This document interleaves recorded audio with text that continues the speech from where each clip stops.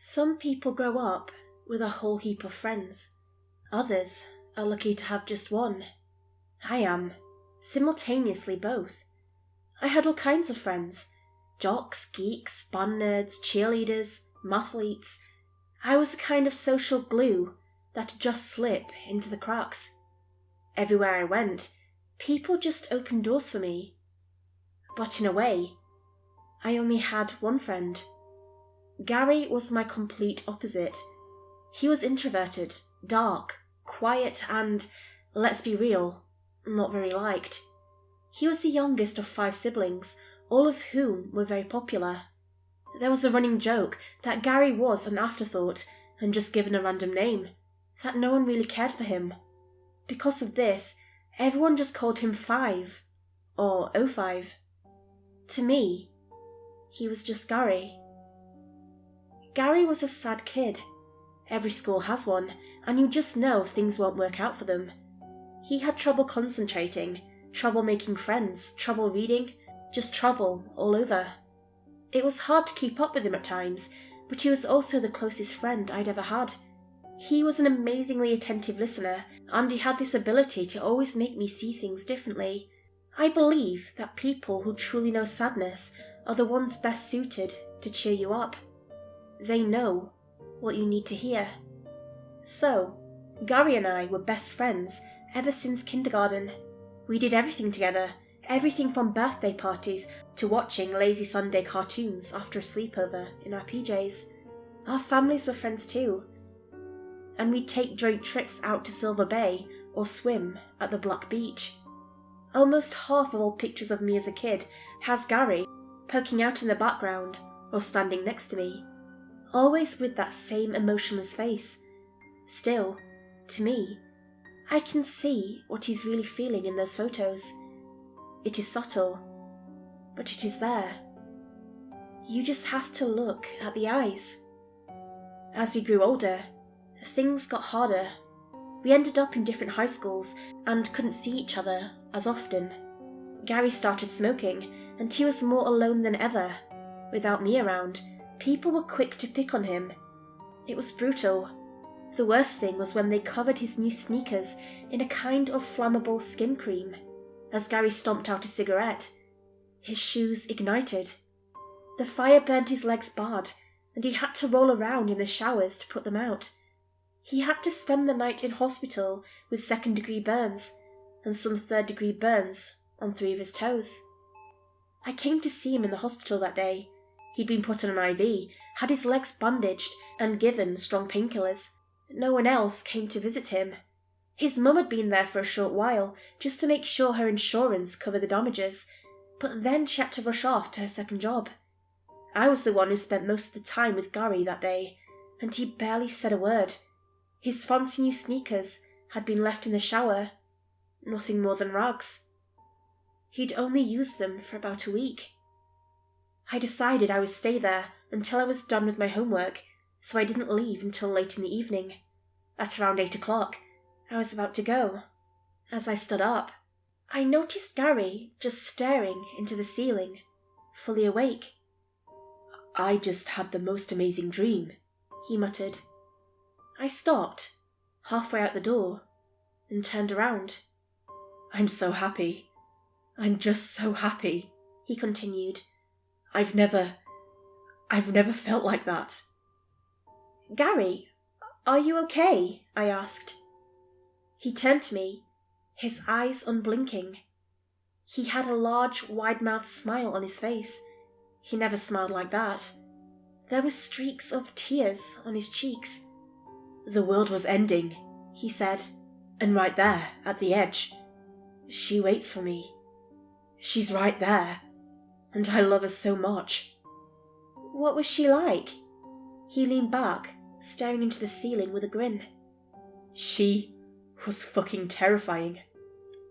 Over the next few weeks, Gary was a different person. Every time we met, he would just be happy. He'd be smiling, outgoing and welcoming.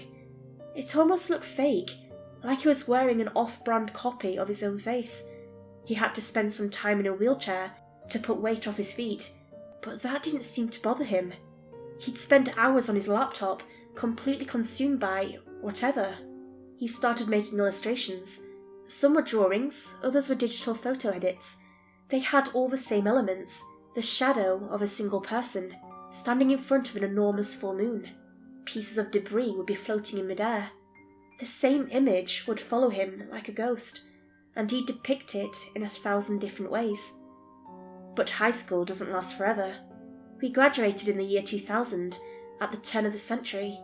Gary didn't show up for his own graduation, and the last message I got from him was a simple "good luck." After that, he cut his ties with everyone and moved out of state. According to his family, he'd found some sort of job up in New Hampshire. "Some online thing," they said. "I think it was on a boat. Norwegian, maybe."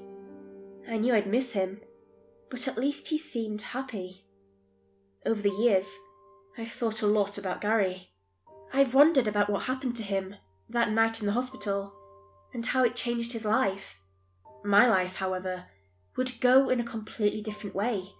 I got married to my high school sweetheart, and we had our first kid in 2005. Our second came in 2008. For years, Gary floated out of my mind. Life has a way of making new priorities for you, whether you like it or not. As the years passed, I got a job as a warehouse manager, and my kids were growing like weeds. Amy, my wife, went through a long bout with leukemia, but we both emerged on the other side, stronger than ever. Needless to say, my mysterious childhood friend wasn't the centre of attention anymore.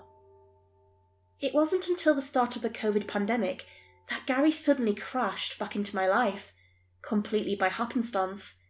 My oldest kid, Pat, had this thing where he would surf the web with his buddies to try to find spooky things. They would share links with each other and dare one another to click. One day, they got in an argument as one of the kids kept sharing links by the same guy. There was no challenge to it, nothing new. Pat showed me, and I was floored.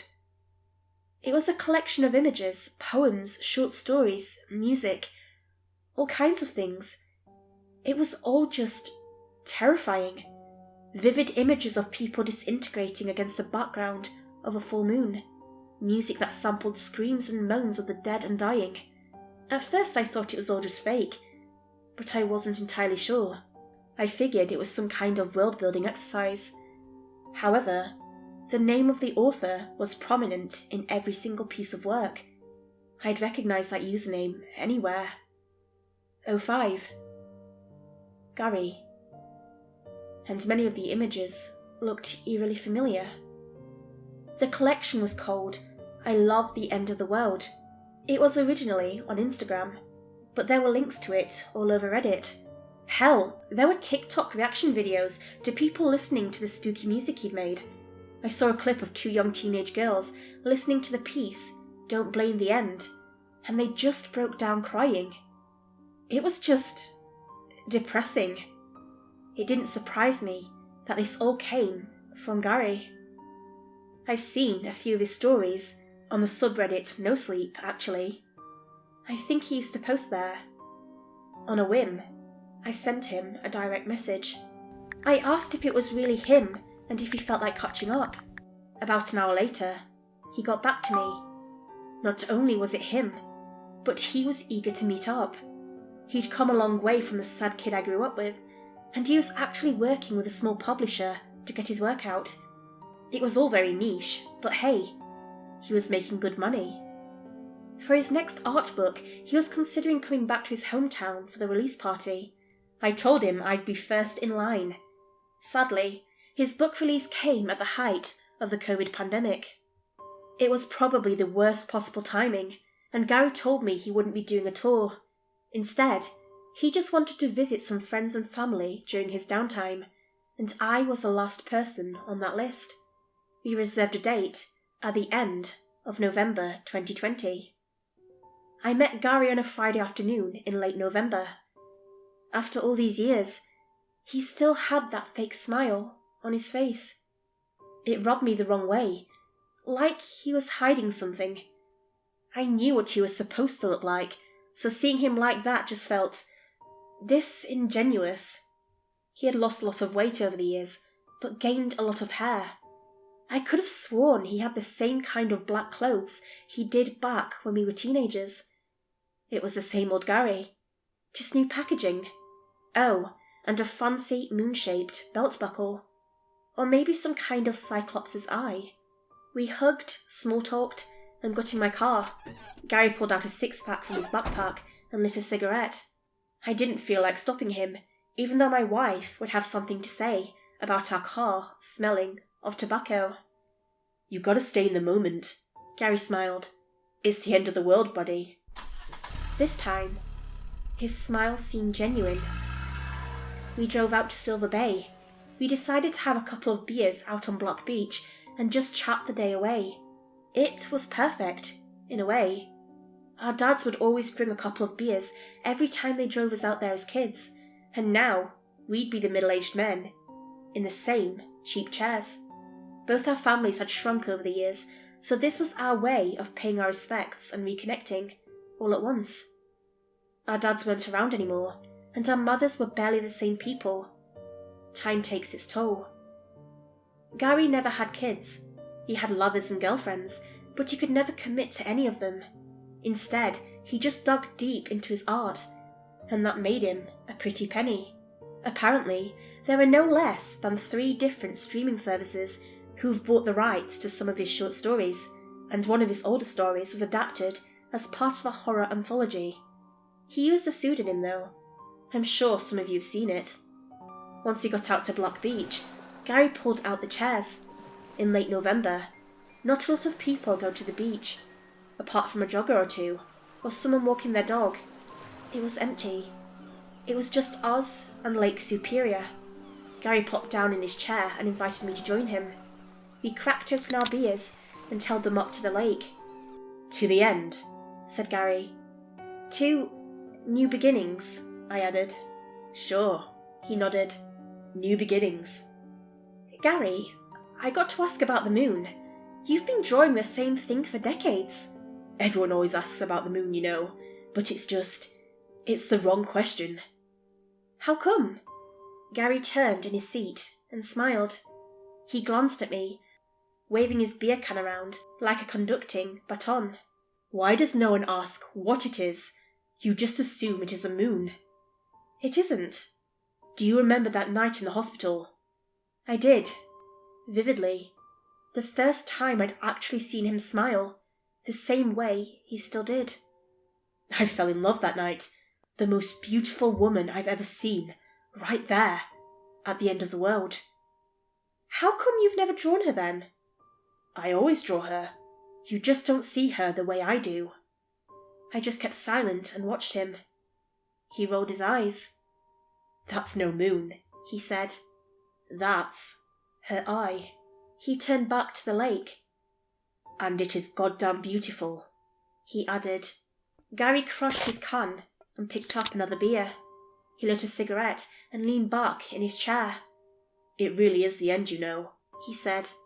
"For real." "Don't say that," I said, shaking my head. "That's creepy." "No, she's coming.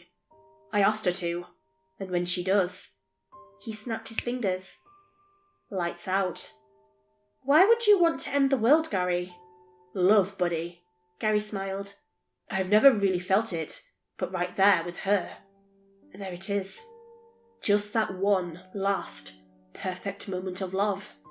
That's all we can really hope for, you know, to face the end of the line just feeling... complete." "Yeah," Gary nodded. "Complete."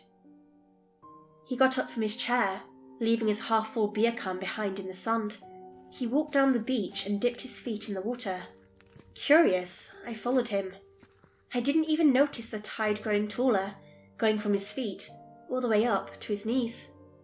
"I've spent all these years just trying to finish my work," Gary said. "Now I'm done, so I think it's time to go." "You're scaring me, Gary." "Look, it's not something bad, right? I just wanted you here. You have to be here. You were there at the start. You gotta be here at the end." "Gary, look, you..." I stopped mid-sentence, just inches away from my face. I saw it. A small seashell. floating in midair. All around me, tiny pieces of debris rose from the ground. I couldn't breathe. I was trying to inhale, but all my body wanted to do was to scream. My lungs locked up. I could see Gary's feet lifting from the ground. Nothing but the tip of his toes was even touching the block sand. He held out his hands, just like the silhouette of his old drawings. "I'm so glad we got to be here together," Gary said. "I've called out to her, and she's coming." What? What are you?"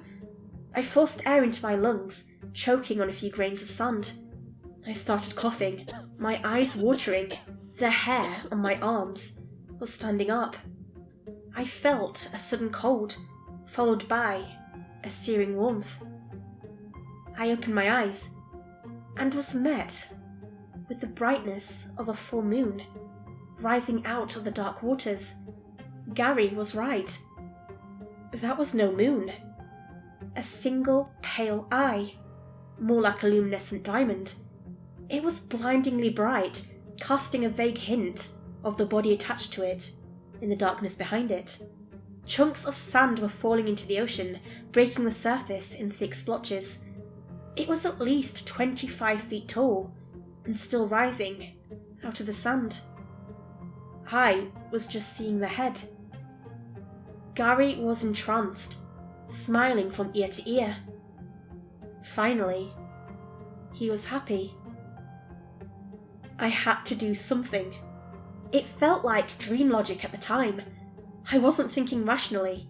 A part of my reptile brain was trying to convince me to do something insane, but seeing this thing rise out of the water threw all rationality to the wind. I couldn't solve this problem with a sane mind, so something in me turned alien. I snatched a broken seashell out of the air. The thing was sharp as a knife, and as I stared into the pale eye, I pushed the shell into my arm. Gary turned his head to me, shocked. "What are you? No! Stop it!" he yelled. I barely even felt anything. My heart was racing so fast that I was losing all blood in my hands and feet. I just started cutting. "Stop, please! You got to see this! You can't!" I saw drops of blood floating out of me. Gary's feet dropped back into the sand as he hurried over to me. In a matter of seconds, my manic cutting was making me pass out. The last thing I remember is feeling the sand turn warm from my blood. My logic was insane, but simple. I had to be there at the end. If I wasn't alive by then, it wouldn't work. Gary, crazy as he might be, loves me too much to not have me there. I might be the only thing he cares about, apart from the end itself. So, taking me out of the picture, well, that would at least buy us some time. I only have flashes of what happened afterwards. I remember Gary crying, and an ambulance, sirens, people asking me to look into a light, a bumpy ride, and a hard hospital bed. The next morning, my family was by my side, and Gary was wanted by the police. They thought he attacked me, and I didn't know how to tell them what really happened. I had plenty of stitches, but my arm would be fine far faster than my eyes were. Staring into that blinding light burned something into my retinas, and I still haven't completely recovered. I haven't seen Gary since then. All I have left from him is a piece of paper he stuck in my pants. "See you at the end, buddy." I haven't been able to explain to anyone what really happened that night, or what I saw.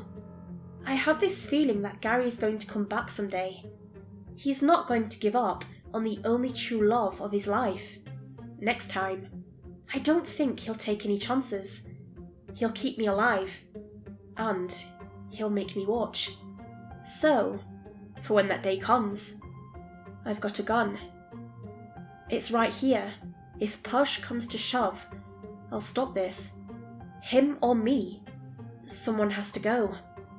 I love the guy, but what he showed me is beyond my wildest nightmares. That was the end. The actual end. I was literally staring it in the face. and I lived. I know Gary checks the subreddits, and I wanted to tell the story behind his work. So, for those fans of his that are still out there, just step away for a while. There are other things than horror out there. Enjoy it all. There will be plenty of horrors in the end.